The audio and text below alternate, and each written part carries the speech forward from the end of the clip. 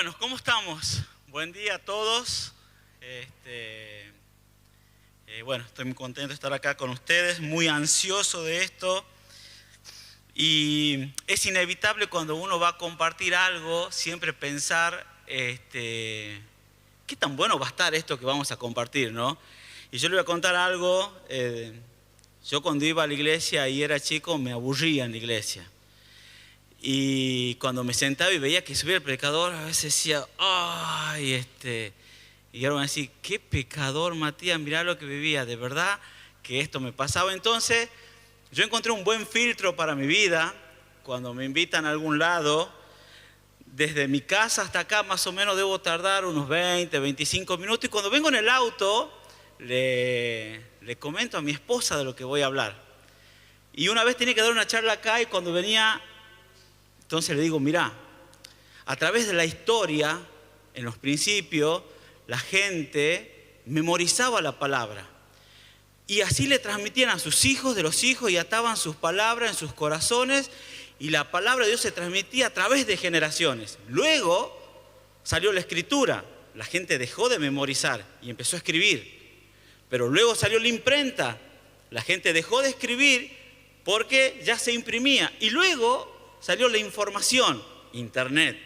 La gente dejó de memorizar, de escribir, de leer y simplemente recibe información de mucha gente y los conceptos que tiene uno son conceptos de otra gente y no de uno, y así estamos los cristianos hoy. Me mira, ya estaba llegando por acá a la cochera, me dice, ¿eso vas a hablar hoy? Digo, sí, es mucha información. Me dice, la gente no quiere saber cuánta información tenés vos o cuánto sabés. Y viste que hay un momento cuando uno se tiene que callar, ¿no? Pero no, viste, el hombre dice, ¿y qué le dirías vos a la gente? Me dice, la gente quiere saber cómo Dios transformó y cambió tu vida. Porque si puede cambiar tu vida, puede cambiar las de ellos también. Y ahí la segunda vez que me tengo que quedar callado. Y ahí uno ya aprende. Pero ya estaba acá, estacionando el auto. Así que desde ahí que no la traigo más a mi esposa cuando me invitan a hablar porque me arruina el mensaje cuando estoy llegando a la iglesia. Pero no me quedé con las ganas. Le digo, ¿qué le tengo que decir? Contale de tu vida. Y ahí sí aprendí a no seguir preguntando más. Así que pensaba, cuando uno se acerca a una iglesia, cualquier iglesia que sea, ¿qué recibo yo a cambio? ¿Qué aprendo o qué tengo cuando me acerco a Dios? Y un libro que me impactó mucho, que decía frases célebres de Jesús. Como por ejemplo, el que no deja padre, madre, hijo y a su familia y no viene en pos de mí, no es digno de ser mi discípulo. Digo, esto es muy duro. Y me imagino que si Jesús hoy estaría en un evento, vendrían sus discípulos y cada discípulo tendría una frase célebre en su remera. Como por ejemplo, si alguien te obliga a caminar 1 milla, camina 2. Otra frase que tendría en la espalda otro discípulo diría, si alguien te pide algo, dáselo y no se lo pidas que te lo devuelva. Otra frase que podría tener un discípulo sería, si alguien te pega una mejilla, pon la otra mejilla. Y con todas estas frases célebres yo digo, siento que más que recibir, tengo que dar, tengo que negar, tengo que obsequiar y no tengo que esperar nada. Y esto, si soy honesto, siento que no me convence acercarme a Jesús si tengo que imprimir todas estas frases en mis camisetas. Y esta charla empezó con un amigo en un viaje que me iba a otra provincia a ver un trabajo, lo paso a buscar. Te voy a tener que contar esta historia para que pueda llegar a lo que quiero. Había cambiado el auto, entonces lo paso a buscar. Sube, empezamos en la ruta y empieza la charla y me hace unas preguntas y yo le digo, mira, a mí no me pasan cosas buenas. A mí no me suceden. Entonces él me mira y me dice, no entiendo cómo puedes decir esto. Sí, le digo, y me dice, tu vida, tu familia, tu trabajo. Le digo, sí, pero te cuento algo, le digo. En mi casa siempre tuvimos muchas necesidades. Uno tiene lo básico, pero uno empieza a ver que hay cosas que te faltan. Yo hice todo mi secundario en bicicleta. Hice toda mi carrera universitaria en bicicleta. Conocí a mi novia en bicicleta, la llevaba en el caño de la bicicleta, a mi novia. Así que estoy seguro que realmente me quiere y no es por lo material. Y cuando iba a la secundaria, me empecé a dar cuenta que había familias que tenían otra clase de vida, otro nivel de vida. Y yo cuando me recibí, ya no fui en bicicleta obviamente, me fui caminando. Y todos tenían vehículo. Y una gran pregunta que yo me hacía en mi casa, ¿cómo hace la gente para comprarse un auto? Porque para mí era algo como muy lejano, agarrás toda la plata así, voy a decir, ¿me das un auto? Entonces, cuando vine a Tucumán y estaba estudiando y pude terminar, dije, me voy a comprar un auto. Entonces empecé a ahorrar, fui, le pedí ayuda a un hermano y me hizo comprar mi primer Chevrolet Corsa 3 puertas, porque la contaban a la puerta del baúl, porque no había para más, porque si no es 2 puertas, ¿sí? Rojo, un par de años atrás, pero ese era. Entonces, eso para mí tenía un significado. ¿Y qué hice? Estaba de novio, digo, ¿a quién le voy a mostrar esto? A mis amigos, ¿sí? No sé por qué uno siempre tiene esa, entre el novio y amigo, amigos. Me voy a la casa de uno de mis amigos que estábamos estudiando, llego, toco la puerta, sale mi amigo y me dice, gordo. Me dice, antes me decían gordo cuando estábamos estudiando. Y le digo, mira. Entonces, porque habíamos hecho los dos en bicicleta toda la carrera. Me dice, ¿te compraste un auto? Sí. Me dice, mira. Me muestra, mi papá me regaló un Gol, me dice. Estaba buenísimo el Gol. Tener un Gol en mi época de estudiante era, no sé, como el que ahora tengo un muy buen auto. Yo tenía un Chevrolet Corsa 3 puertas hace 5 modelos atrás. Entonces le explicaba a mi amigo, esas cosas a mí no me van a pasar. Porque a mí no me tocó vivir eso. Entonces, a mí no.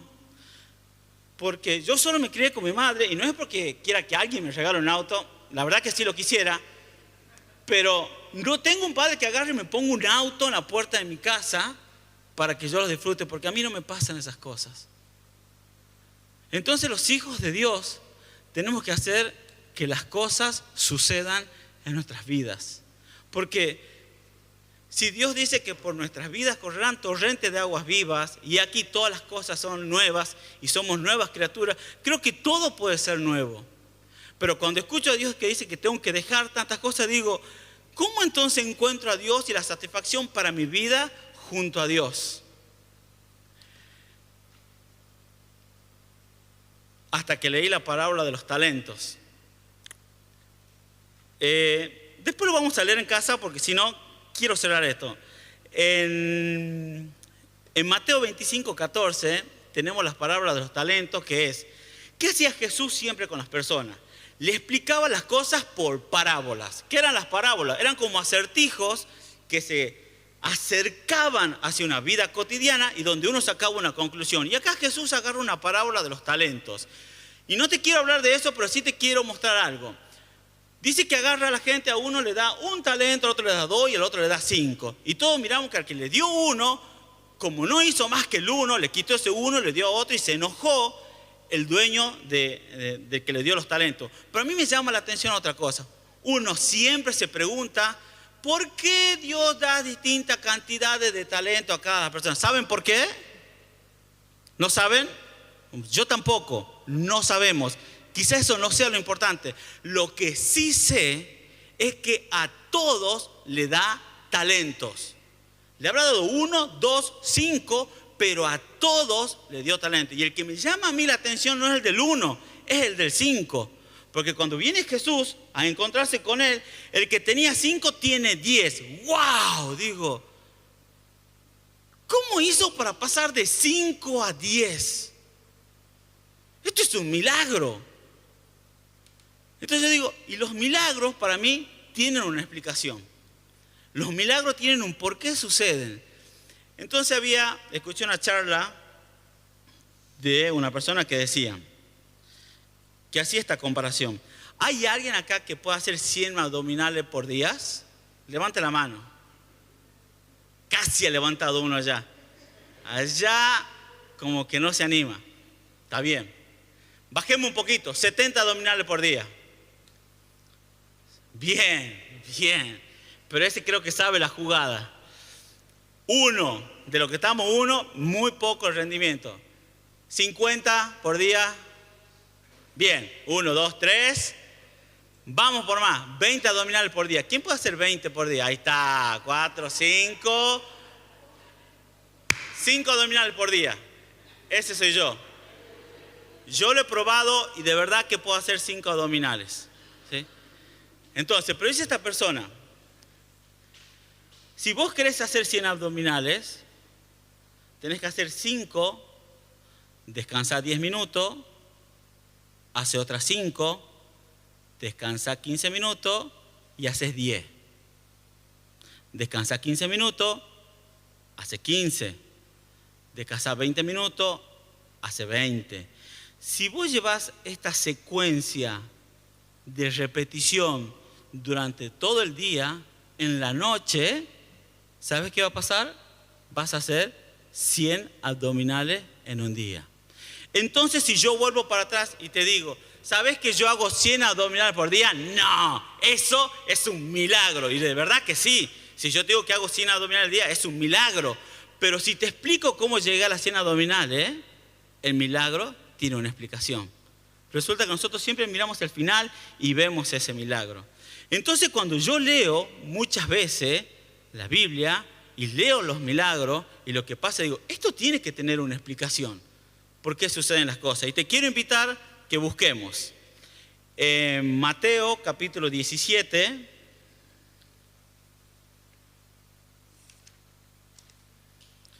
Mateo 17, 24.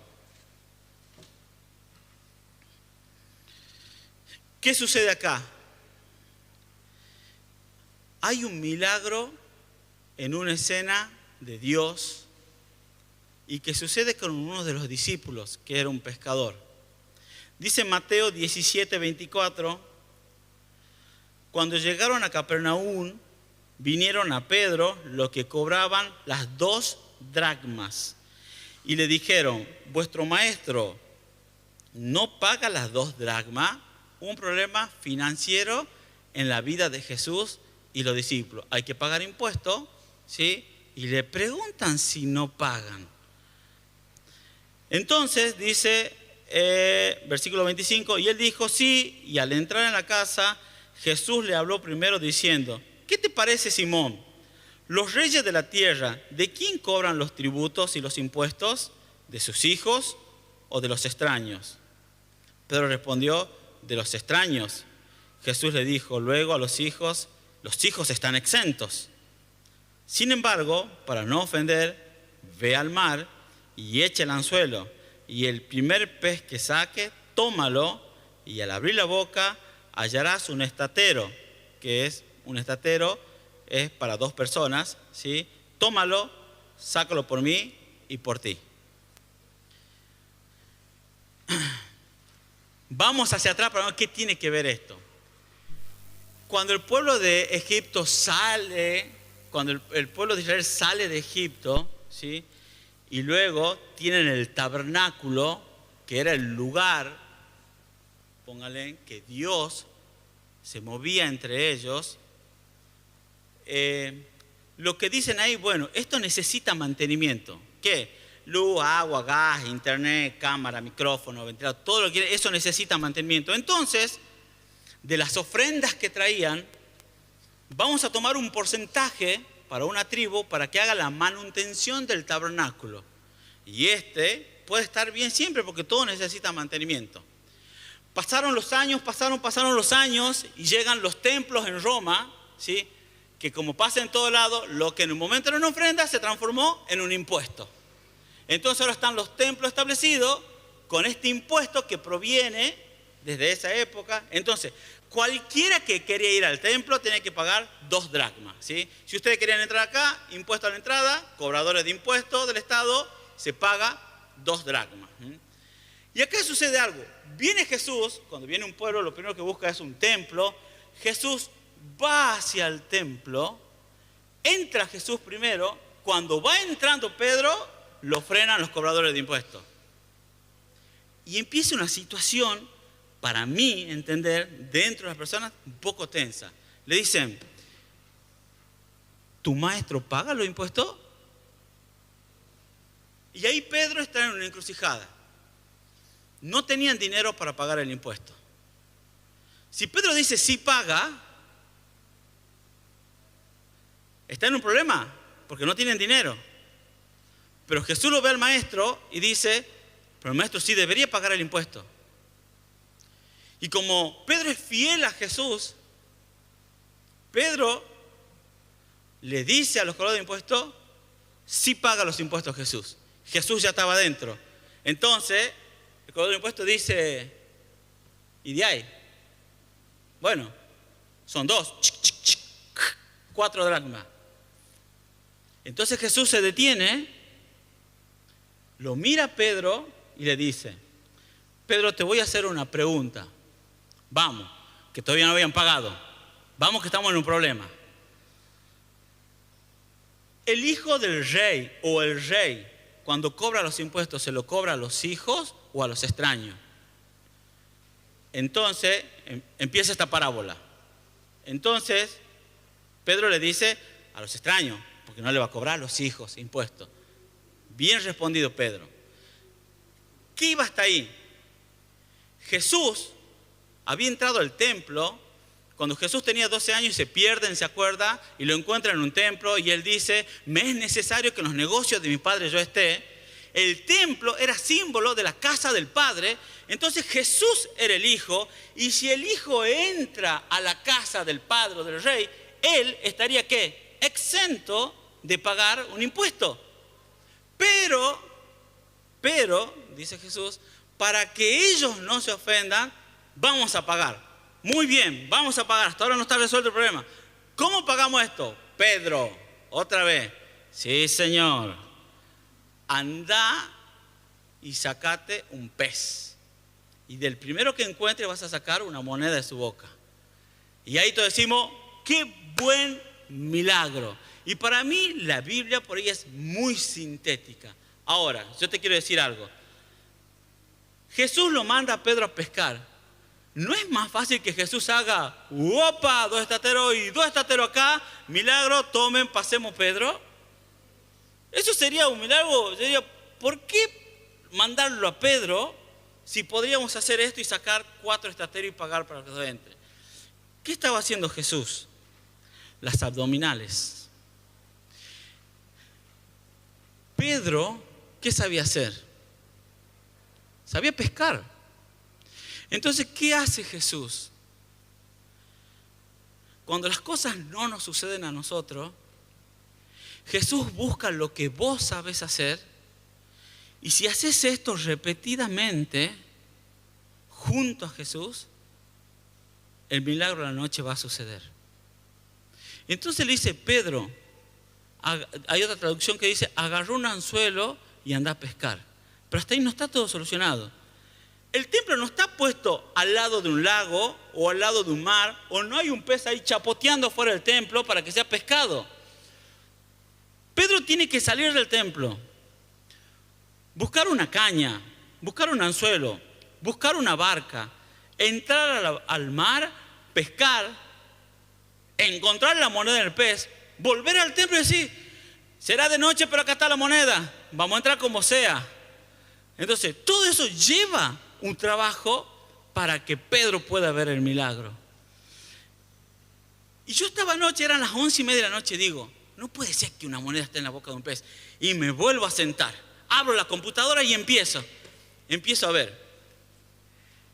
Y hay historiadores que cuentan que hay un pez que se llama mus, que de hecho a ese pez lo bautizaron como el pez de San Pedro. ¿Qué es el mus? Es un pez que lleva durante 3 semanas las crías en su boca. Lleva los huevos fecundan, nacen las crías y están en su boca. ¿Qué hace el pez? Expulsa a las crías y para que éstas no vuelvan a su boca, busca algo plano, redondo, que pueda meter en su boca para que no vuelvan los hijos a su boca. Sigo buscando y dice, este pez es muy difícil de pescar. Y yo a veces pienso, en nuestras vidas hay cosas muy difíciles de pescar. Pero si querés un milagro en tu vida, los milagros van a tener una explicación. Si buscamos a Dios y hacemos lo que sabemos hacer, trabajando, descansando, el milagro para los estudiantes sucede a fin de año. Estudiando, descansando, llega a fin de año y aprobás. Vos decís, wow, es un milagro que vos aprobés. Pero estudiando un poquito y descansando, el milagro sucede a fin de año. Cuando pienso eso en nuestro trabajo, trabajando, descansando poquito, trabajando, descansando, llegando 15 minutos antes, yéndote media hora después, trabajando más y más, llega a fin de año y dicen, te voy a poner en otro cargo. Y el milagro sucede a fin de año. Pero los milagros tienen que ver con lo que vos sabés hacer.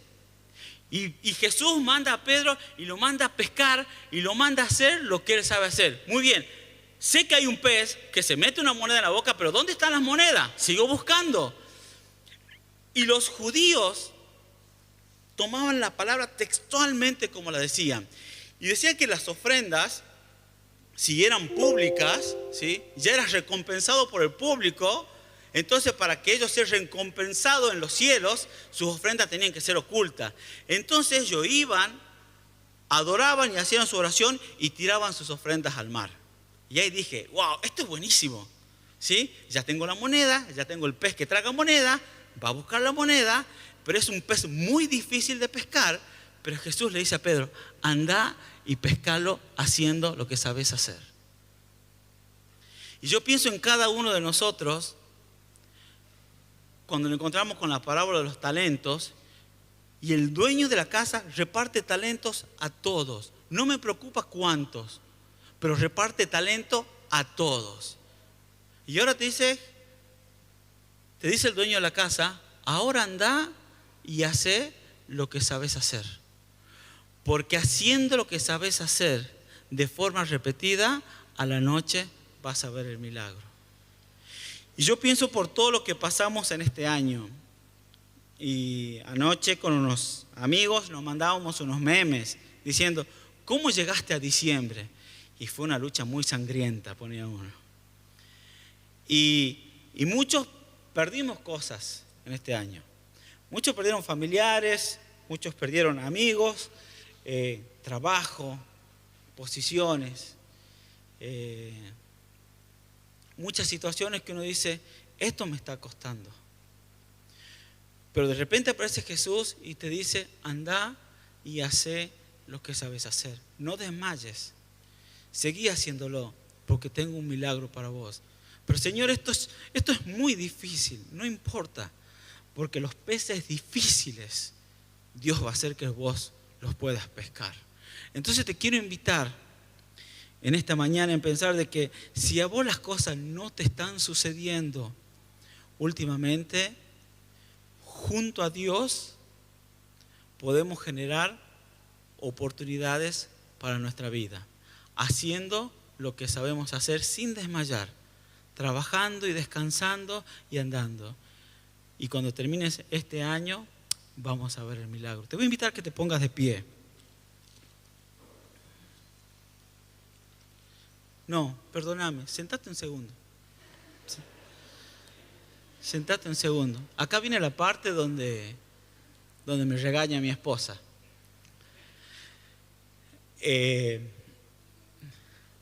Hay muchas cosas que no te van a gustar en tu vida. Que es como quizás nunca te pongan un auto en la puerta de tu casa.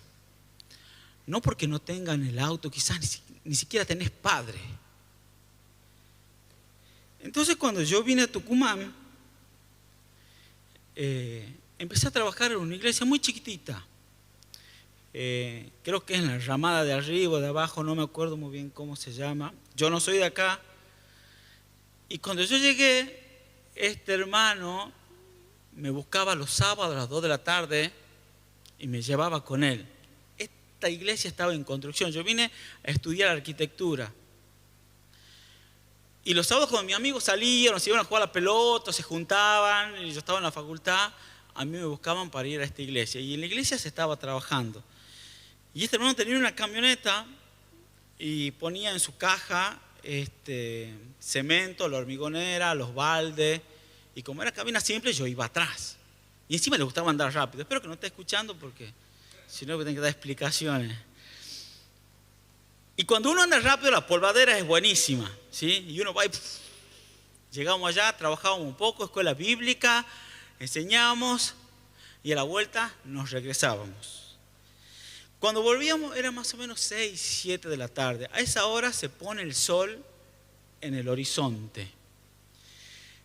Y cuando yo venía en la camioneta, la verdad que venía sentado a veces, ya la bolsa de cemento se había usado, ya no iba una bolsa sellada, venía media bolsa abierta y es hermoso cómo sale el cemento así en la caja de la camioneta. Y vos vas sentado ahí y yo miraba eso, miraba lo otro y decía, che, ¿te gusta cómo vivís a la par de Cristo? Y capaz que te decía que no. ¿Te gusta cómo estás creciendo? Capaz te decía que no. No me gustaba mucho lo que estaba viviendo, pero tampoco lo entendía. Y eso formó parte de mi vida. Y no me sentía muy contento, porque decía, a mí no me suceden las cosas buenas. Siempre voy atrás de la camioneta, con cemento, con polvo. Hay una frase que dice que el discípulo debe estar cubierto del polvo de la sandalia de su maestro, porque antes los maestros caminaban en caminos polvorientos. Bueno, yo estaba cubierto del polvo de la rueda de mi maestro. Y no me agradaba mucho. Pasaron los años. Pude terminar mi carrera y con unos amigos tuvimos la oportunidad de hacer un viaje. Estaba trabajando en otro país. Y un amigo que venía a esta iglesia me invita a pasar la Navidad en el barco Logos, que es un barco que tiene una biblioteca grande que trabaja por el mundo. Entonces me voy a visitarlo a él en Dinamarca. Yo no sabía que Dinamarca era una isla, hay muchas cosas que no sé, como esa.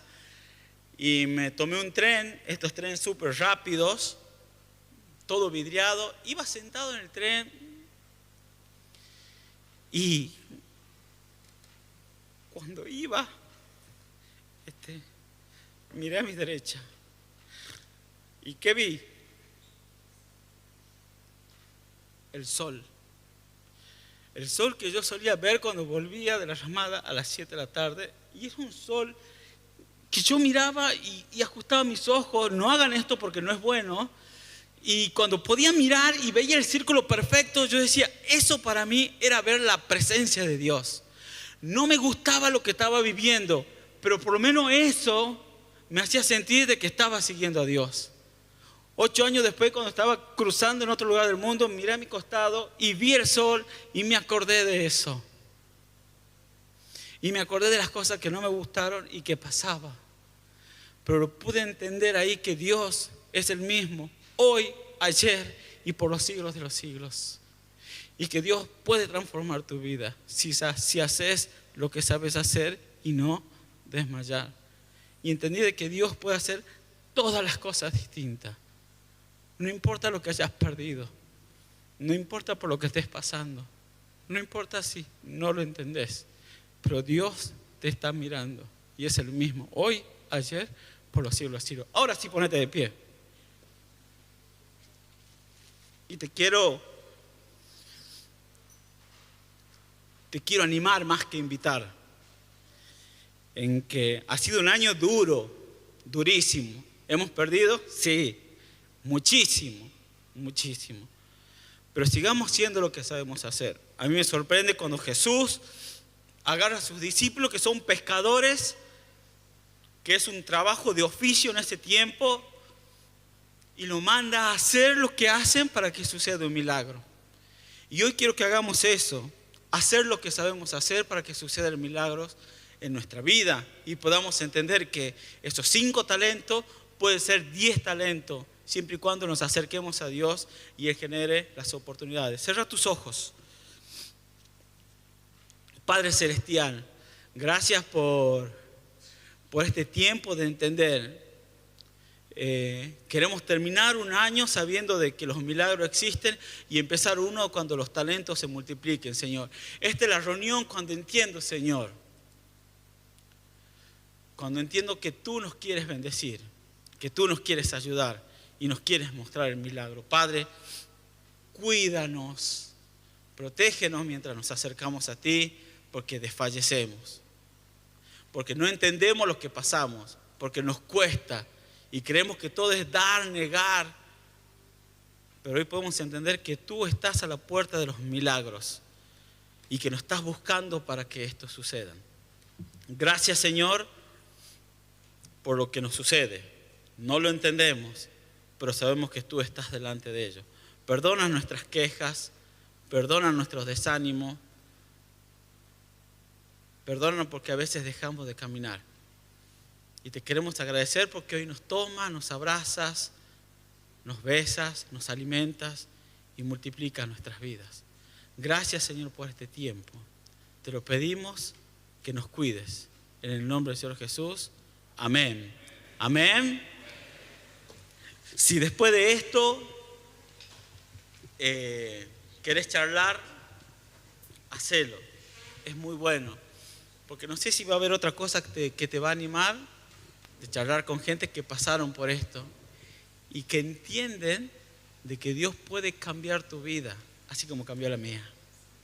Amén.